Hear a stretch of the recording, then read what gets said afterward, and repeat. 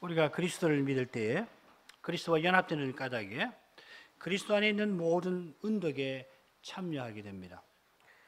그 모든 은덕을 흔히 의롭다 하심과 거룩하게 하심, 칭의와 성화 이 둘로 요약해서 말하는데 칼빈 선생의 기독교 강요가 대표적일 겁니다.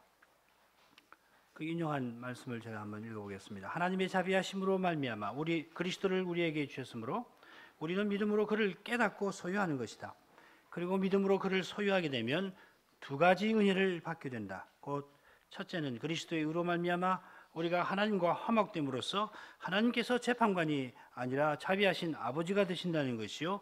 둘째는 그리스도의 영으로 말미암아 거룩하게 되어 흠이 없고 순결한 삶을 배양하게 된다는 것이다. 개혁자가 두 가지 은혜를 말하는데 그 핵심은 실은 두 은혜가 믿음으로 그리스도를 소유한 결과라 하는 데 있습니다.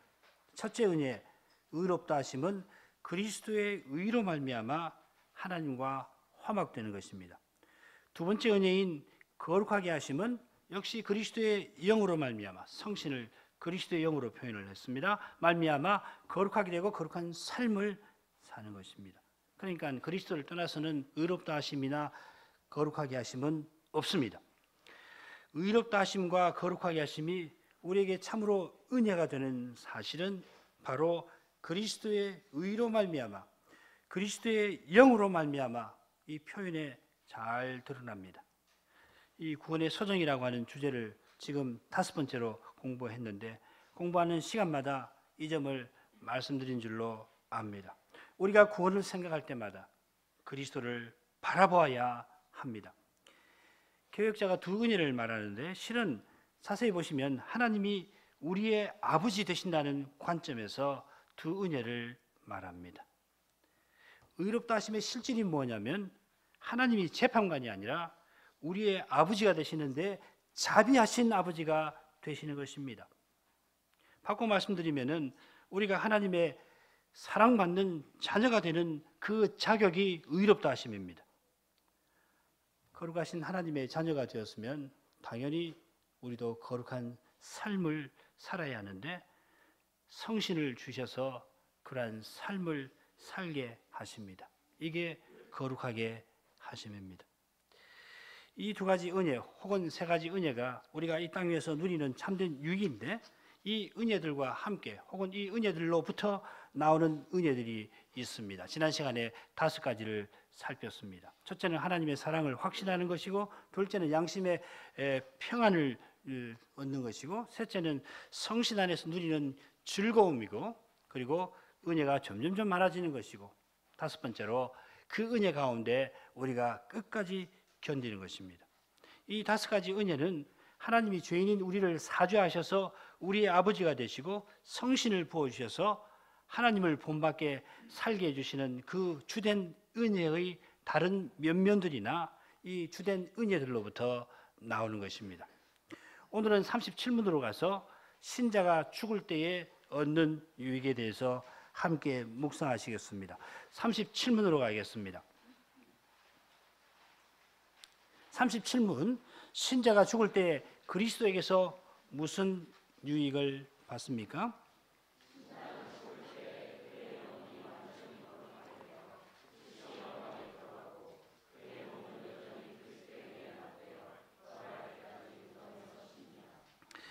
(37문의) 구체적인 주제들을 생각하기에 앞서서 이 37문의 물음에서 주목할 한 표현을 생각하도록 하겠습니다. 이미 짐작하시는 대로 그리스도에게서입니다. 데살로니가 전서 4장 13절 14절을 읽도록 하겠습니다. 데살로니가 전서 4장 13절 14절입니다.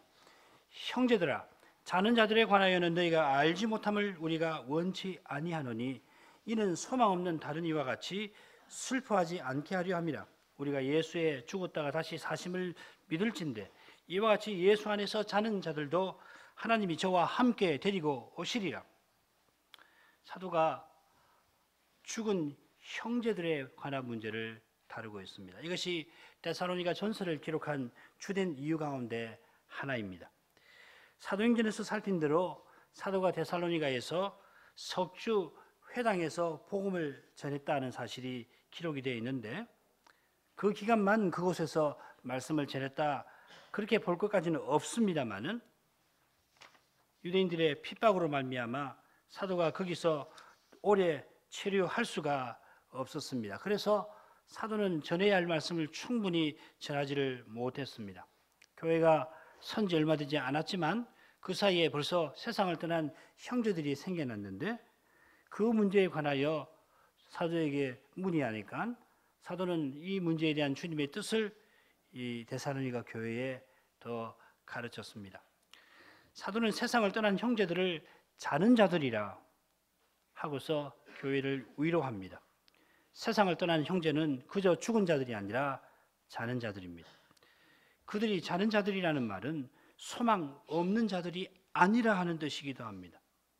그들이 자는 상태로만 영원히 있지 아니하고 그보다 더 소망스러운 상태가 그들을 또한 기다리고 있습니다.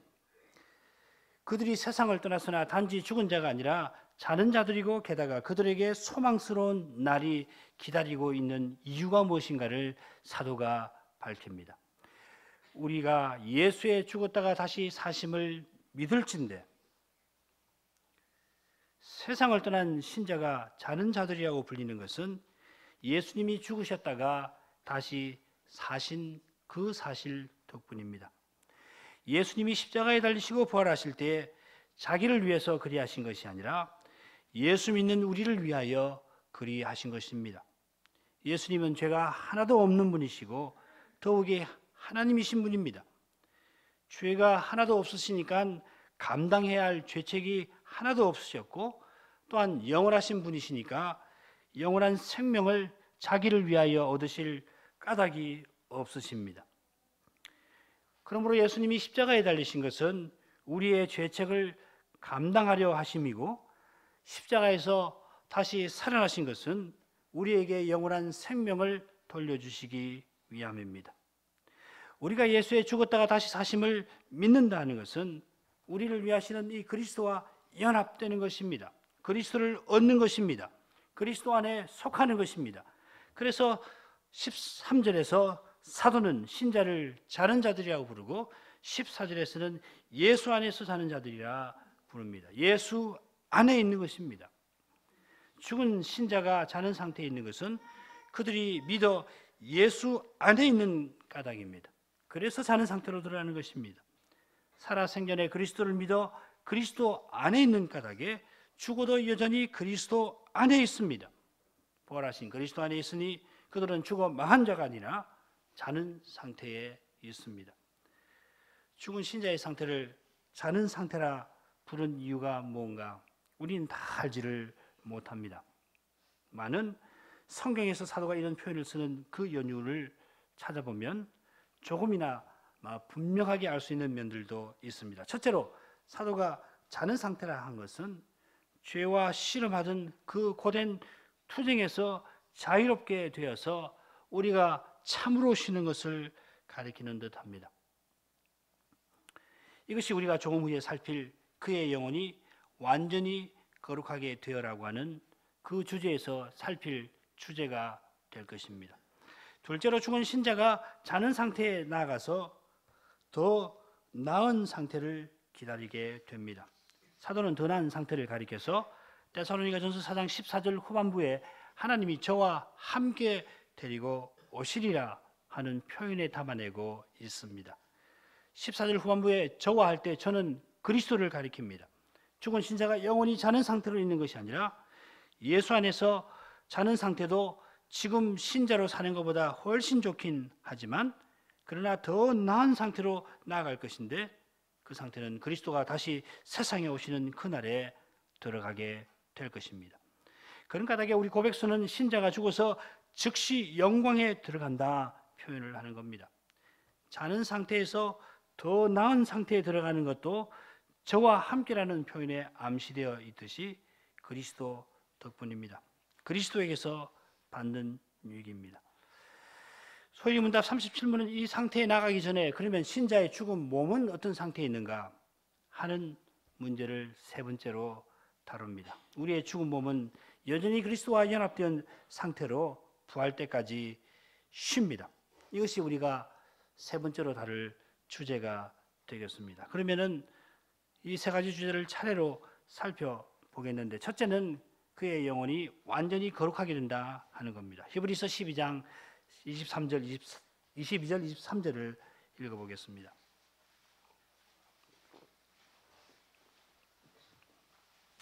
그러나 너희가 이른 곳은 시온산과 살아계신 하나님의 도성인 하늘의 예루살렘과 천만 천사와 하늘에 기록한 장자들의 총회와 교회와 만민의 심판자이신 하나님과 및 온전케 된 의인의 영들과, 여기 온전케 된 의인의 영들이라는 표현이 나와서 증거구절로 채택이 되었을 겁니다. 이 말씀은 잘 아시는 대로 신약 교회의 예배가 하늘 성소에서 이루어짐을 잘 보여줍니다. 우리의 몸은 이 장소에 있습니다마는 그와 동시에 우리는 그리스도 안에서 성신으로 하늘 아버지께로 나아갑니다. 그리스도께서 우리의 영원한 대제사장으로 하늘 지성소에 계시고 성신이 우리 안에 내주하셔서 하나님이 우리 가운데 계시는 사실 때문에 우리의 예배가 성립이 될 뿐만 아니라 너희의 이른 것은 시온산 하늘의 예루살렘이라 할 수가 있게 되었습니다. 주일 예배를 통하여 우리 영혼이 하늘에 나아갑니다마는 동시에 우리는 영원한 하늘로 나아가고 있습니다. 이것이 히브리서의 가장 중요한 주제입니다. 우리가 이미 그의 사랑의 아들의 나라에 들어왔습니다마는 장차 재림 때에 나타날 영원한 나라를 고대합니다. 바울 사도 교훈이나 히브리서의 교훈이나 사실은 똑같습니다. 그런데 히브리서의 저자는 하늘의 예루살렘에 관하여 언급하면서 거기 온전케 된 의인의 영들이 있다 합니다. 이 영들은 틀림없이 죽은 신자의 영들일 것입니다. 이 죽은 신자들을 가리켜서 의인들이라 부릅니다. 죄로부터 완전히 벗어났습니다. 대리문답 85문을 보시면 바로 이 주제를 다루고 있다는 것을 잘 아실 것입니다. 85문 있으시면 우리 같이 한번 묻고 답해 보면 좋겠습니다. 대리문답 85문. 사망이 죄의 삭시라면 의인이 그의 모든 죄를 그리스도 안에서 용서받았는데 왜 사망에서 건짐받지 못합니까?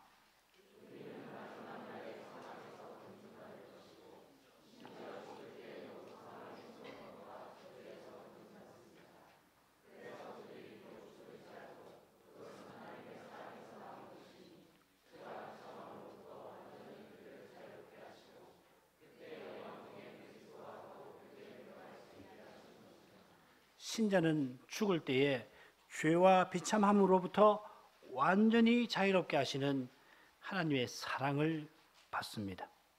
그런 까닭에 신자가 그리스도를 믿어서 모든 죄 사함 받아도 이 육신의 죽음을 맛보게 하신 것입니다. 신자의 죽음은 죄의 삭시 아니라 죄로부터의 완전한 해방입니다. 이게 우리에게 얼마나 큰 위로가 됩니까?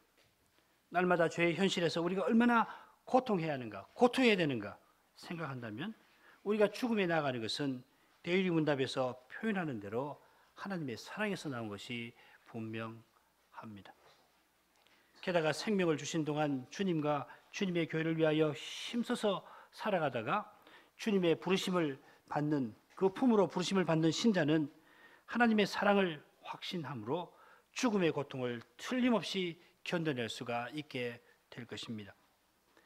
신자가 죽을 때 죄로부터 완전히 해방될 뿐만 아니라 온전케 된다 하였습니다. 온전케 된다, 온전케 된 영이라고 했는데 여기 온전케 된다는 말은 하나님과 거룩한 교통에 나가는 것을 가리킵니다. 히브리서 2장 10절을 읽어보겠습니다. 만물이 인하고 만물이 말미암은 자에게는 만물의 근원과 목표이신 하나님을 가리키죠. 혹은 만물의 대주제와 목표이신 하나님에게는 많은 아들을 이끌어 영광에 들어가게 하시는 일에 저희 구원의 주를 고난으로 말미암아 온전케 하심이 합당하도다. 하나님을 만물의 대주제요 목표라고 목적이시라고 말한 다음에 그 하나님께서 그리스도를 고난으로 말미암아 온전케 하심이 합당한 일이다. 하나님께서 필연 그렇게 하셔야 한다 하였습니다. 여기 온전케 한다는 말은 히브리서에서 예수 그리스도를 영원한 대제사장으로 세우신다는 말입니다. 히브리서에서 온전케 한다는 표현은 좀 더 넓혀서 보면 하나님의 영원한 영광에 나아가는 것과 관련되어 있습니다. 죽은 신자의 영혼은 하나님의 영원한 영광에 나아갑니다. 하늘 예배에서 의인의 온전케 된 영들이 그 예배에서 어떤 역할을 하는지 성경은 말하지 않습니다만은 예배를 드리는지 찬송을 드리는지 잘 몰라요. 그건 성경 어디를 봐도 잘 알 수가 없습니다만은 분명한 것은 그들이 그리스도 안에 자는 상태에 있으면서 동시에 하나님의 영원한 영광에 들어간다 하는 것입니다.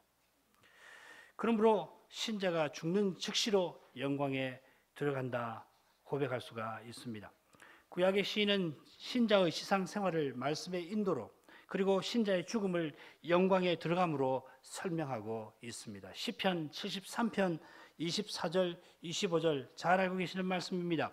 주의 교훈으로 나를 인도하시고 후에는 영광으로 나를 영접하시리니 하늘에서는 주 외에 누가 내게 있으리요 땅에서는 주밖에 나의 사모할 자 없나이다. 사람의 삶과 죽음을 이들로 표현을 합니다. 그런데 여러분, 주님의 교훈으로 나를 인도하신다는 이 말씀이 이 시인에게 특별히 시편 73편에 무슨 의미인지 아마 모르지 않으실 건데 바로 앞에 22절, 23절을 보면 그게 잘 나타납니다. 내가 이같이 우매무지하니 주 앞에 짐승이 오나 내가 항상 주와 함께 하니 주께서 내 오른손을 붙드셨나이다.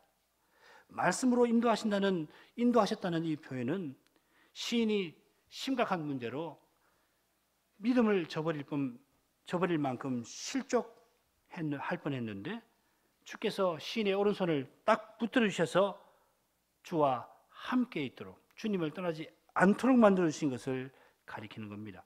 주님의 말씀으로 인도하신다고 할 때에 그냥 장미 꽃밭길을 걸어가듯이 그렇게 가는 것이 아니라 믿음을 잃어버릴 것만한 다른 사람도 아니고 이 시인이 계시 기원 아니에요? 선지자와 같은 이런 분들이 믿음을 잃어버릴 뻔한 그런 어려운 현실에서 주께서 말씀으로 딱 붙들어서 인도해 주신다는 말씀입니다. 시인이 자기 생각과 판단으로는 눈앞의 현실을 도무지 이해할 길이 없었고 그래서 내 손을 씻어 무지하다는 것이 실로 헛되도다 합니다. 심지어 말씀 전하는 자신이 주의 백성들을 실족해 할 그런 말이 자기 목 구멍으로 씻어서 오르는 것을 억지로 그러니까 주께서 그 말이 튀어나오지 않도록 하셨다라고도 이야기를 합니다. 이 시를 읽어보면. 그런데 하나님께서 말씀으로 그런 위태로운 상태에 있는 시인을 붙들어 주신 것입니다. 그의 마음을 성소로 이끌어 주십니다. 그리고 성소에서 하나님의 진리를 환히 깨닫게 하시고 회개하도록 하셨습니다. 그 회개의 말이 내가 우매무지하기가 짐승과 같습니다. 주께서 나를 붙들어 주셨습니다. 내 오른손을 붙들어서 내가 주와 함께 있게 하셨습니다. 한 것입니다. 이런 걸 생각할 때 주님의 교훈으로 인도해 주시는 것이 얼마나 감사한 일입니까? 신이 주의 교훈을 깨닫지 못하는 것은 우매무지하기가 주의 앞에 짐승과 같은 상태라고 고백하였습니다. 주의 교훈으로 인도를 받는 것은 그저 내 이성으로 하나님 말씀을 이해하고 내 힘으로 그 깨달은 바를 성취하는 것이 아니라 그 실질은 뭐냐면 주께서 내 오른손을 붙들어서 나로 하여금 떠나지 않게 해주시는 것입니다. 우리가 말씀을 참으로 깨달았다면 성신께서 깨닫게 하신 것을 고백하지 않을 수가 없습니다. 참으로 깨달았다면 성신이 힘 주셔야만 깨달은 대로 살 수 있음을 인정하지 않을 수가 없는 것입니다. 말씀을 깨달았다고 하는데 이제는 내 힘으로 깨달은 바를 이루어보겠다 한다면 참으로 깨달은 것이 아닙니다. 우리 청년 여러분 이런 경험들을 하셨을 거예요. 말씀이 깨달아질 때가 있을 겁니다. 그러고서는 이제 내가 뭘 해봐야 되겠다 그런 생각이 드셨을 겁니다. 그리고 틀림없이 실패하셨을 겁니다. 앞으로도 그런 일 많이 겪으실 겁니다. 그러나 그럴 때마다 낭망하지 말고 이 하나님 말씀을 기억하시고 그렇구나. 말씀을 깨닫는 것은 물론이고 깨달은 말씀을 이룰 수 있는 길도 성신께 있구나, 하나님 은혜에 있구나, 겸손하고 더 겸손하셔야 하는 거예요. 그래야 하나님 뜻을 이루며 사는 겁니다. 낙마할 거 없습니다. 혹 지금까지 실패했다고 생각되시는 청년들이 있습니까? 청소년들 가운데 심지어 있습니까? 실망할 필요 없습니다. 사람은 실수하는 거예요. 실수하는 사람 아무도 없습니다. 실패합니다. 실패하는 사람 아무도 없습니다. 중요한 건 그때 주님을 의지하느냐 하는 겁니다. 인생이 그런 존재인 것을 고백하고서 겸손히 주님께 나가느냐 하는 것이 중요한 거예요. 마찬가지로 뭘 이뤘다 하더라도 내가 이뤘구나 생각하면 이미 실패의 길로 접어든 겁니다. 뭘 이뤘다고 하더라도 더 겸손해서 주님께 더 자기를 주의 긍휼하심과 은혜를 구하는 마음이 되어야 하는 겁니다. 평생 그렇게 가는 겁니다. 가는 겁니다. 또 가고 또 가는 겁니다. 위대한 성자도 이제 이 거룩한 삶을 사는 출발에 서 있는 거예요. 이 세상에서 가장 위대한 성자를 여러분 몇몇 알 텐데 그 성자라도 거룩한 삶을 사는 그 출발, 우리보다는 몇 걸음 더 내디뎠겠죠. 몇 걸음 더 내디는 거예요. 우리에게는 영원한 하나님 나라가 기다립니다. 우리 모두가 그리스도 같아질 그때가 옵니다. 우리는 뭐 했느냐면 그날을 기다리면서 매일 이 그리스도를 의지하고 사는 거예요.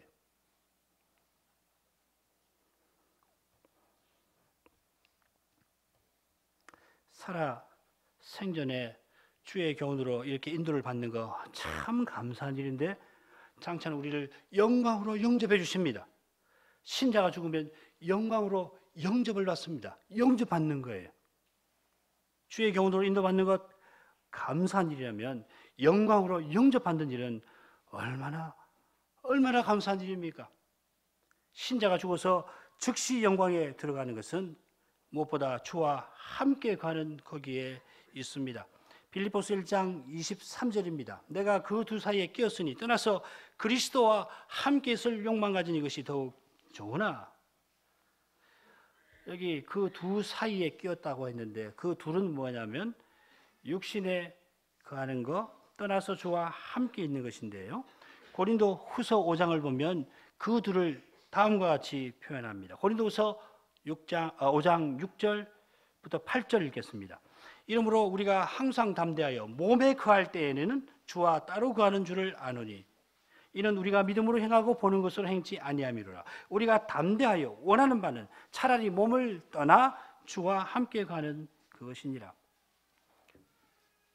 신자가 몸에 거할 때는 주와 따로 거하고 그리스도 연합되어 있습니다마는 이 죽어서 몸을 떠나서 주와 함께 거하는 것과 대조해서 이렇게 표현하는 겁니다.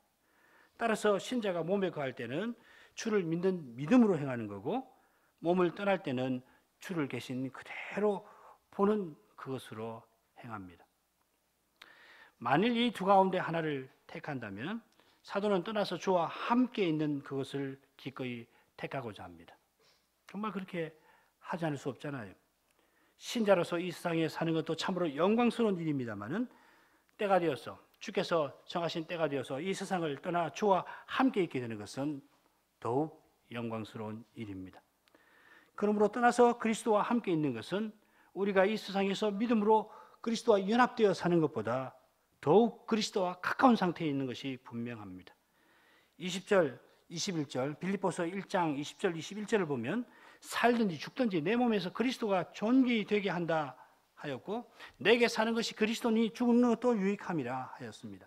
그러니까 우리가 이 세상에서 믿음으로 그리스도를 드러낼 수가 있습니다만은 죽어서 주와 함께 있으면 지금보다 더욱 그리스도를 드러낼 수가 있을 것입니다. 그런 이유로 해서 신자가 죽는 것도 유익함이라 하였습니다. 사실은 더 유익함이라고 말을 하려고 했을 겁니다. 주님께서 부르시는 때에 우리가 주님의 품에 나아가게 되는데 우리가 그 일을 위해서 겸손히 기도해야 할 것입니다. 주님이 우리를 사랑하셔서 감당할 수 있을 만큼의 고통을 우리에게 주시겠습니다마는 우리가 주의 자비하심을 바라는 심정으로 우리의 죽음에서 주님의 은혜가 드러나게 되기를 기도해야 하겠습니다. 나이 드신 여기 앉아 있는 나이 드신 교우 여러분만 아니고 우리 모두가 구해야 할 것입니다. 자비하신 주님께서 허락하시면 큰 고통 없이 주님과 함께 있을 그 영광을 소망하면서 주님의 사랑과 은혜를 찬송하며 이 세상 떠날 수 있게 해달라고 우리가 기도해야 마땅할 것입니다. 이제 셋째 주제로 나아가도록 하겠습니다. 앞서 우리가 신자가 죽을 때 그 영혼이 어떻게 되는가를 생각했는데 남은 문제는 우리의 몸은 어떻게 되는가 하는 것입니다. 이 남은 문제를 잘 이해하기 위하여서 이해할 수 있는 길은 우리의 몸이 여전히 그리스도와 연합되어 있다 하는 사실을 바로 이해하는 것입니다. 소위 문답은 이 주제에 대하여서 데살로니가 전서 아까 읽은 4장 14절을 증거구절로 제시합니다. 예수 안에서 자는 자들이라 하는 표현을 살폈습니다마는 죽은 신자가 예수 안에서 자는 자라면 그의 몸도 그리스도와 연합된 상태에 있다 하는 것입니다. 사람은 몸과 영혼으로 되어 있습니다. 영혼은 우리를 구성하지만 몸은 우리와 상관없다 그렇게 말할 수가 없습니다. 복잡한 철학 이야기를 할 것 없고 하나님 말씀을 읽겠습니다. 주님께서 죽은 나사로를 부르시는 장면으로 가보지요. 요한복음 11장 43절 44절입니다.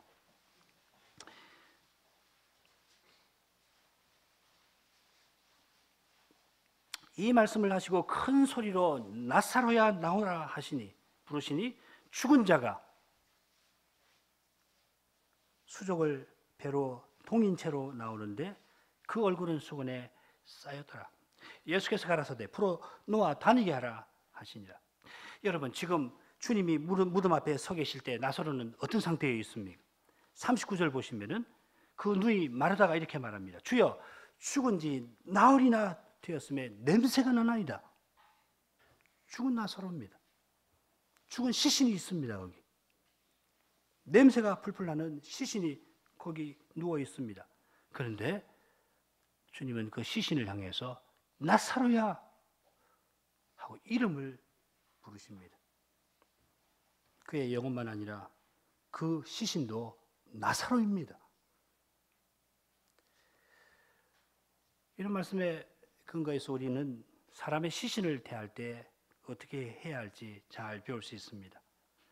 무엇보다 우리는 가급적 화장을 하지 않도록 해야 할 겁니다. 물론 화장했다 할지라도 주님의 그 전능하신 능력으로 장차 부활의 몸을 틀림없이 입게 되겠습니다마는 그러나 부활을 기다리는 그 사람의 몸으로 존중해서 화장보다 매장을 하는 것이 더욱 성경적일 것입니다.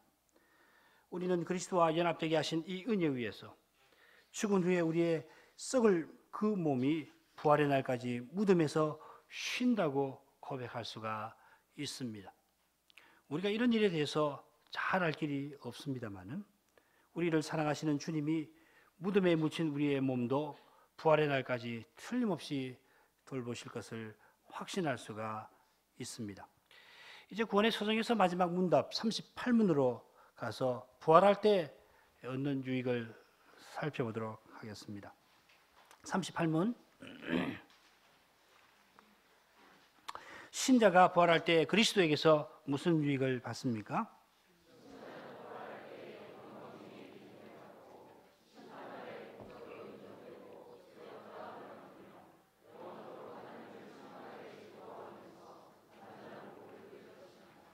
38문 역시 그리스도에게서 받는 유익을 다루고 있습니다. 성경은 그리스도가 부활하신 사실 위에서 신자의 부활을 틀림없이 교훈합니다. 고린도전서 15장 20절 그러나 이제 그리스도께서 죽은 자 가운데서 다시 살아 잠자는 자들의 첫 열매가 되셨도다. 첫 열매라는 표현이 중요한 표현입니다. 그리스도의 부활은 말하자면 전체 추수의 첫 번째 열매입니다. 첫 열매를 추수했으니 이제 전체 열매를 추수할 날이 다가올 것입니다. 바로 그날이 우리가 부활의 몸을 입는 날입니다. 그처럼 하나님께서 성신으로 그리스도를 부활에 이르게 하셨으니 그날 성신으로 우리를 부활에 이르게 하실 겁니다. 로마서 8장 11절을 읽겠습니다. 예수를 죽은 자 가운데서 살리신 이의 영이 너희 안에 거하시면, 그리스도 예수를 죽은 자 가운데서 살리신 이가 너희 안에 거하시는 그의 영으로 말미암아 너희 죽을 몸도 살리시리라. 사도는 성부 하나님을 가리켜서 예수를 죽은 자 가운데서 살리신 분이라 합니다. 성부께서 성자를 부활시키셨는데 성신으로 부활시키셨습니다. 예수를 부활에 이르게 하신 그 성신이 이제 우리 안에 내주하십니다. 그러면 장차 성부께서 우리 안에 내주해 계시는 이 성신으로 말미암아 우리의 죽을 몸도 다시 살리실 것입니다. 그러므로 우리가 성신의 내주를 확신하는 일은 매우 중요합니다. 그러면 성신이 내주하시는 것은 어떻게 알고 확신합니까? 그 방법은 성신이 우리 안에서 행하시는 일이 무엇인지를 바로 아는 것입니다. 성신은 그리스도의 영으로 우리 안에 계셔서 그리스도를 깨닫게 하시고 그리스도의 영광을 드러내십니다. 그리스도를 믿게 하시고 그리스도의 생명이 우리에게 임하게 하여서 우리에게서 그리스도의 인격과 사랑이 드러나게 하십니다. 우리가 그리스도의 몸과 지체로 살아가는 바로 여기서 성신의 내주를 깨닫고 확신하게 됩니다. 성신의 내주를 확신하는 사람이 부활을 확신할 수가 있게 될 것입니다. 자, 그러면 38분의 세 가지 주제를 우리가 간단히 살펴보겠는데, 첫째로 우리가 영광 중에 일으킴을 받는 것입니다. 고린도전서 15장 42절부터 44절까지를 읽어보겠습니다. 죽은 자의 부활도 이와 같으니 썩을 것으로 심고 썩지 아니할 것으로 다시 살며, 욕된 것으로 심고 영광스러운 것으로 다시 살며, 약한 것으로 심고 강한 것으로 다시 살며, 육의 몸으로 심고 신령한 몸으로 다시 사나니 육의 몸이 있은즉 또한 신령한 몸이 있느니라. 우리의 부활을 사도가 설명하면서 세 가지를 대조를 하고 있습니다. 썩을 것과 썩지 아니할 것, 그리고 욕된 것과 영광스러운 것, 그리고 약한 것과 강한 것입니다. 썩을 것, 욕된 것, 약한 것은 지금 우리가 입고 있는 이 육의 몸이고, 반면에 썩지 아니할 것, 영광스러운 것, 그리고 강한 것은 우리가 장차 입을 몸, 신령한 몸입니다. 성신적인 몸입니다. 바울 서신을 읽어보시면 썩지 아니한다는 거, 영광이라는 말, 그리고 능력이라는 말은 거의 예외 없이 성신과 관련되는 표현입니다. 바꿔 말하면 우리가 성신적인 몸을 장차 입을 것입니다. 예수님도 마찬가지죠. 요한 사도는 부활을 설명하면서 우리가 주를 계신 그대로 보는 까닭에 주와 같아진다 하였습니다. 요한일서 3장 2절이 그 말씀이죠. 그가 나타내심이 되면 우리가 그와 같을 줄 아는 것은 그의 계신 그대로 볼 것을 인함이니, 주님의 영광이 우리에게 온전히 완전히 비치니까 그 영광 빛으로 말미암아 우리가 주와 같게 변화되는 것입니다. 얼마나 영광스러울까? 상상하기가 어렵습니다. 얼마나 놀라운 일일까? 우리는 어떻게 될 것인가? 틀림없이 우리가 서로를 알아볼 것입니다. 저 사람이 누구다 하는 걸 알 거예요. 그런 흔적이 있을 수도 있고, 틀림없이 우리가 자신도 알고 서로가 알 텐데, 동시에 우리는 지금 여기서 상상할 수 없는 그런 모습으로 변화되어 있을 것입니다. 얼마나 그 모습이 영광스러운지, 마치 그리스도 앞에 선 것처럼. 이 C.S. 루이스의 통찰인데, 우리가 그리스도와 같아지는 까닭에 우리가 서로를 보면 마치 우리 마음에서 우리가 서로 경배해야 될 것 같은 그런 느낌이 든다는 거예요. 얼마나 영광스러우면 그럴까요? 보는 즉시 마치 엎드려 절해야 될 것 같은 그런 마음이 솟구칠 정도로 우리가 바뀌어 있을 겁니다. 지금 우리가 이 땅에 살면서 온갖 가지로 슬픔과 고통과 또 괴로움과 이런 거 겪을 수밖에 없고, 땅에 사는 동안에는 뭐 오해하기도 하고 오해받기도 하고 미워하기도 하고 미움받기도 하고 그럴 텐데 우리가 주와 같아질 그때에는 틀림없이 아닐 것 같은데도 동시에 거기에 휘둘리지 않을 겁니다.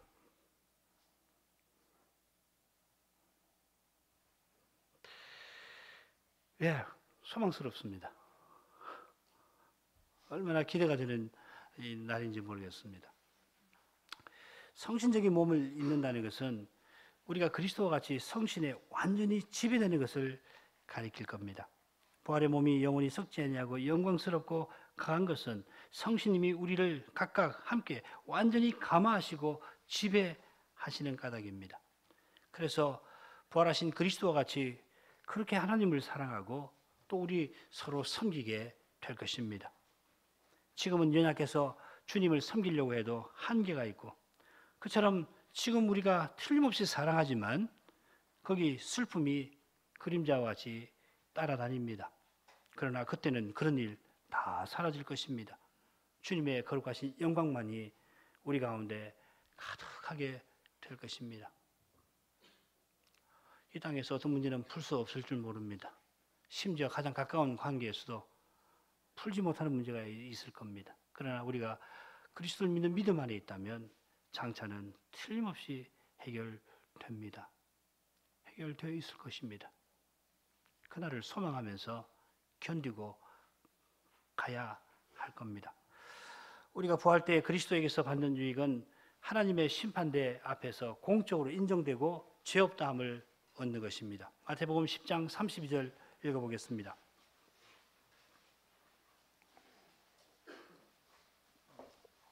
누구든지 사람 앞에서 나를 시인하면 나도 하늘에 계신 내 아버지 앞에서 저를 시인할 것이요. 주님이 내 아버지 앞에서 우리를 시인하겠다. 주님을 고백하는, 주님을 참으로 믿는 우리를 시인할 것이다 하십니다. 주님께서 내 아버지라고 부른 하나님은 히브리서 12장 23절에 나온 대로 만민의 심판장이신데 장차 최후의 심판이 시행되는 그 자리에서 주님은 우리가 주님의 것이요 또한 아버지의 것이라고 공인해 주실 것입니다. 마태복음 25장에서 우리는 주님이 어떠한 방식으로 우리를 아버지 앞에서 시인해 주실 것인지를 잘 배울 수가 있습니다. 마태복음 25장 34절을 읽어보겠습니다. 그때 임금이 그 오른편에 있는 자들에게 이르시되 내 아버지께 복받을 자들이여 나와 창세로부터 너희를 위하여 예비된 나라를 상속하라. 주님이 모든 천사를 대동하시고 오셔서 오른편에 있는 우리에게 내 아버지께 복받을 자들이여 하면서 영원한 나라를 상속하라 하십니다. 근데 그 다음 나오는 내용을 보면 참 흥미롭지 않습니까? 그 다음 내용은 뭐냐면 주님께서 왜 너희가 복을 받는지 그 연유를 말씀하시는데 우편에 있는 양들은 하나같이 겸손하게 우리가 그런 복받을 일 한 적 없습니다 하고 말씀을 드립니다. 반대로 왼편에 있는 염소들은 어떻게 합니까? 하나같이 주님께서 영원한 불에 들어가라고 심판을 명하시고 그렇게 하는 이유를 설명해 주실 때 하나같이 우리는 그런 잘못 행한 적이 없습니다 하고 아뢰입니다. 그때도 겸손히 회개하는 이들은 의롭다 하심을 받고 영원한 심판을 받는 그들은 그 두려운 앞에서도 자기를 주장할 것입니다. 지금 겸손히 자기 죄를 회개하는 사람이 주님의 긍휼하심을 받고 장차 의의 나라에 들어갑니다. 영원한 나라는 겸손한 자들만 살 수가 있고 겸손한 자들만 거기 있을 겁니다. 그 나라에 하나님의 사랑의 영광만이 충만할 것입니다. 바로 이 사실이 마지막 주제와 연결이 될 것입니다. 생명의 부활에 이르는 사람들은 영원토록 하나님을 즐거워하면서 완전한 복을 누린다 하였습니다. 조금 전에 살핀 말씀을 보면 주님께서는 겸손히 하나님 은혜를 구하는 그 양들을 향해서 내 아버지께 복받을 자들이다 하시고 창세로부터 너희를 위하여 예비된 나라를 상속하라 하였습니다. 우리가 성부 하나님께서 우리를 위하여 예비하신 나라에 들어가는데 예수님의 아버지가 예비하신 나라에 들어가는데 주님은 그저 들어가라 하시지 않고 상속하라 하십니다. 상속이 뭡니까? 부자 관계를 전제하는 것입니다. 예수님의 아버지가 영원히 우리의 아버지가 되신다 하는 것입니다. 그래서 주님은 부활의 날에 관해서 이렇게 말씀하셨습니다.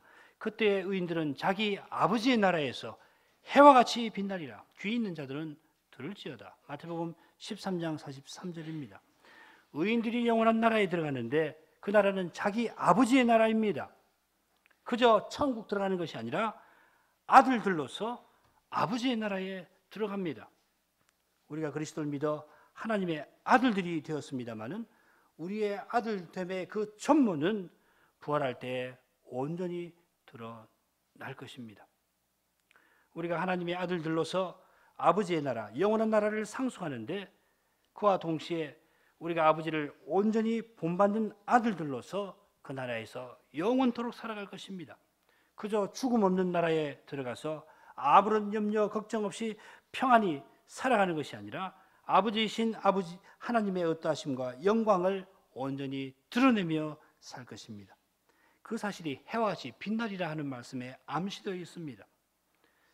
부활에 이를 때 성신적인 몸을 받아서 영광 중에 이르게 되는데 우리에게 나타날 영광은 아버지의 아들들의 영광입니다.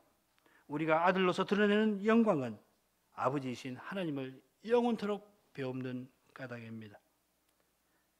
하나님이 우리의 아버지로서 그 사랑의 영광을 우리에게 비추시니까 그 영광을 받아서 우리는 하나님의 아들들로서 해와 같이 빛나게 될 것입니다. 그리스도를 통하여 하나님을 배우는 바로 거기에 충만한 즐거움이 있습니다. 주께서 생명의 길로 내게 보이시리니 주의 앞에는 기쁨이 충만하고 주의 우편에는 영원한 즐거움이 있나이다. 시편 16편 11절입니다. 하나님이 그리스도를 통해서 아버지로서 그 환한 얼굴을 충만하게 우리에게 비춰주시니까 우리의 마음이 충만한 즐거움에 이르는 것입니다. 지상의 부모님이라도 환한 얼굴로 자식들을 대하면은 자녀들의 마음이 기쁨이 찾아들지 않아요. 부모님이 환한 얼굴로 대하면서 맞이해 주면은 참 자녀들로서는 그만한 기쁨이 없지 않아요. 이 세상에서 부모님이 마음이 넉넉하여서 자녀들을 여유 있게 대하면 자녀들도 마음이 넓어지고 즐거워지는데, 그렇다면 장차 아버지의 나라에서 하나님의 그 환한 얼굴빛, 그 환한 빛을 우리가 충만하게 배웠게 되면 우리의 마음이 얼마나 즐거워지겠습니까? 얼마나 기쁘겠습니까? 그때 우리의 마음이 영원한 즐거움에 이르러서 지금 믿음으로 행하는 길에서 겪는 모든 슬픔, 모든 고통, 모든 쓰라림에서 벗어나게 될 것입니다. 그 상태가 어떻게 될지 잘 알기가 어렵습니다만은 지금 겪는 아무리 큰 슬픔도 장차 우리 마음에 임할 즐거움을 줄어들게 하지 못할 겁니다. 오히려 그 슬픔으로 인해서 우리의 즐거움이 더욱 커질 것입니다. 우리가 지금 믿음으로 행한다 하지만은 연약한 까닭에 서로에게 상처를 주고 슬픔과 괴로움을 안겨주지 않을 수가 없겠습니다만은 그날에는 그리스도와 같아져서 서로에게 큰 기쁨과 즐거움을 맛보게 될 것입니다. 지금은 도무지 회복할 길이 보이지 않냐고 오히려 관계가 더 악화되어 갑니다. 회복해보려고 하는 그것이 더 악화시킬 수가 있습니다. 회복해보려고 다가가지만 그것이 상대의 마음을 더 굳게 만들고 찌르는 가시와 같이 될 수가 있습니다. 불행하지만은, 괴롭지만 그런 일이 있습니다만은, 그러나 장차 주님 안에서는 완전한 화해와 그리고 완전한 사랑에 이르게 될 것입니다.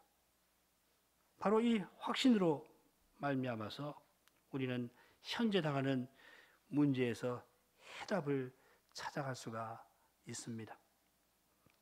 그리스도께서 이런 확신을 가진 이 소망을 품고 사는 그런 우리를 통해서 우리가 당하는 그 문제에 해답을 보여주시는 것입니다. 어려움 있는 부모 자식 관계에서 부모님이 혹은 자녀가 이런 믿음으로 서로를 대할 때 주께서 해답을 주시는 것입니다. 어떤 문제 안 풀어줄 수 있습니다. 너무 염려하지 마십시오. 장차 주님이 다 풀어주실 것입니다. 기도하십시다. 거룩하신 아버지, 신자가 죽을 때에도 그리스도에게서 유익을 얻고 그처럼 부활 때에는 그리스도에게 그보다 더한 유익을 얻게 하여 주실 것을 교훈해 주시니 그 교훈을 인하여 저희가 당면한 현실에서 당하는 어려움을 넉넉히 견딜 수 있게 싸움나이다. 그리스도께서 지금 믿음으로 우리와 함께 하셔서 연약한 우리를 붙들어 주시는 까닭에 저희가 소망 가운데 굳게 서서 인생길을 걸어가게 하시옵나이다. 자비하신 아버지, 저희로 하여금 그리스도를 언제든지 믿고 의지하게 하여 주옵소서. 그 약속의 말씀을 언제든지 기억하고 약속하시는 하나님, 약속을 이루어 주시는 하나님을 바라보게 해 주옵소서. 그리하여 그리스도께서 우리에게 참된 유익되심을 늘 맛볼 수 있게 하옵소서. 우리의 슬픈 마음이 참된 즐거움에 늘 나아갈 수 있게 해주시고 그리하여 주 안에서 서로를 향하여 마음이 넓어지게 하여 주옵소서. 예수 그리스도의 이름으로 기도하나이다. 아멘.